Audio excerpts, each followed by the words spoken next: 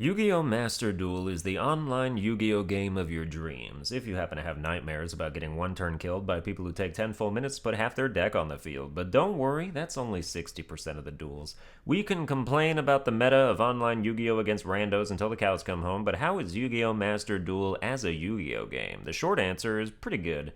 Yu-Gi-Oh! Master Duel is a free-to-play game with gacha-style pack openings, so maybe we should touch on that aspect first, since it's a humongous part of things. I've played this game for 33 hours over the course of 3 days because I would consider myself a Yu-Gi-Oh! Enthusiast, but keep in mind the opinions are coming from someone who isn't big into the competitive scene, although I know a decent amount. And even if I didn't, playing dozens of ranked duels, even against people in the lowest noob tiers, sure gave me a crash course in what the space looks like anyway, because many people are running optimal shit already. And they're able to because your introduction to Master Duel gives you a very decent amount of gems, the game's currency, for your first few hours of completing practices and also missions, which are bonus stat-based objectives that you're constantly achieving in the background, like use 10 spell cards or special summon 15 monsters. There's also a duel pass you can buy for in-game gems that gives you extra rewards as you duel, although the gem rewards are paltry at best. Let's establish the numbers first. A pack of 8 cards costs 100 gems, or you can get a 10 pack of 80 total cards for 1,000, which guarantees you a super rare card from that specific pack, and if you don't get an ultra rare in that 10 pack, the next 10 pack you buy of that specific pack guarantees an ultra rare of that specific pack. You can, of course, buy gems with real money, and the exchange rate is as laughable as any other gacha game.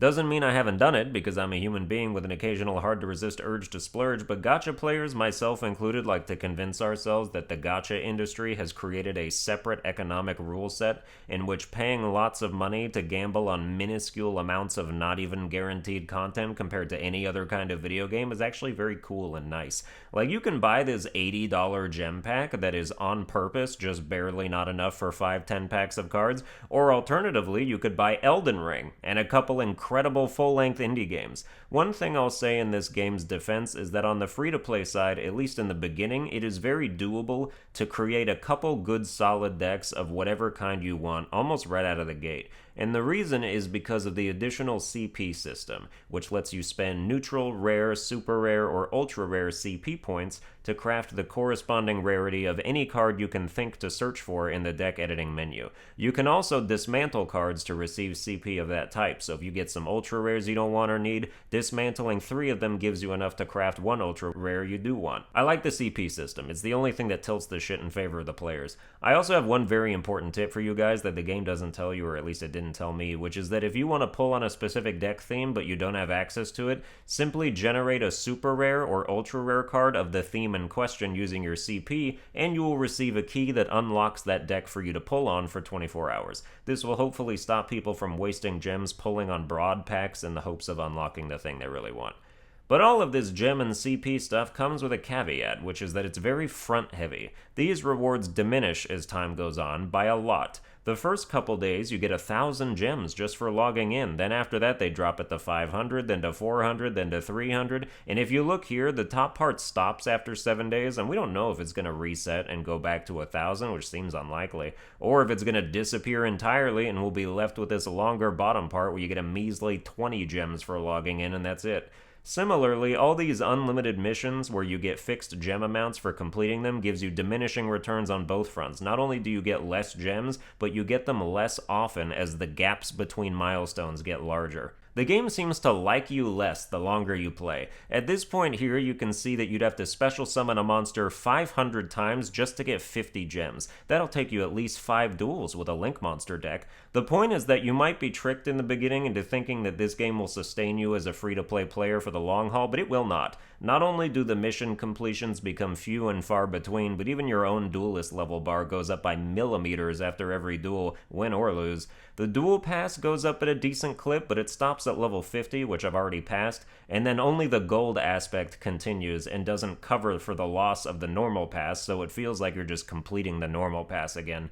The rewards in the duel pass also never increase in quantity. Completing level 98 of the gold pass actually gives you less rewards than level 3. The whole system feels designed to reel in new players and then alienate anyone who's played for even a moderate amount of time. But outside of all that shit, what does Yu-Gi-Oh! Master Duel offer? Well, it offers a mediocre selection of solo duels that attempt to establish lore for certain deck themes. Like, you'll go into a solo section dedicated to the Dino Mist deck, and there will be these narrative scenes like, here on this island, Dino Mist monsters can be observed in their natural habitat. Like, bro, these are cards. None of this shit ever happened. You're telling me in the Yu-Gi-Oh! Universe, there used to be mechanical steam reptiles that roamed the earth and ate robot plants? I don't buy it. It feels like an episode of Paw Patrol, just cringe for children. Did you know the World Chalice cards were at one point locked in feverish battle with the No, stop! There's 13 of those at launch, and they consist of like 4 duels with the same deck, usually against a CPU that is also using that deck. It's stupid. Do not expect Legacy of the Duelist caliber solo offerings, they are not here. If you download this free game, it will be to make decks and duel against your friends, or to suffer 45-minute matches online where every time you play a card, your opponent reveals a library card in their hand that they then use to check out your card so they can spend the weekend reading its effect before they decide if they want to activate their Ash Blossom. Hope you like Dragon Maids and Eldleech decks, they will be a majority of your online experience. So let's get to the game graph, where for this game I'm skipping basically every usual judgment metric to just give the final score because it's Yu-Gi-Oh! And Yu-Gi-Oh! Is Yu-Gi-Oh! Yu-Gi-Oh! Master Duel gets an 80 out of 100 because building decks is as satisfying as ever, and dueling against your friends who aren't being cheap assholes is a blast, but everything else is meh.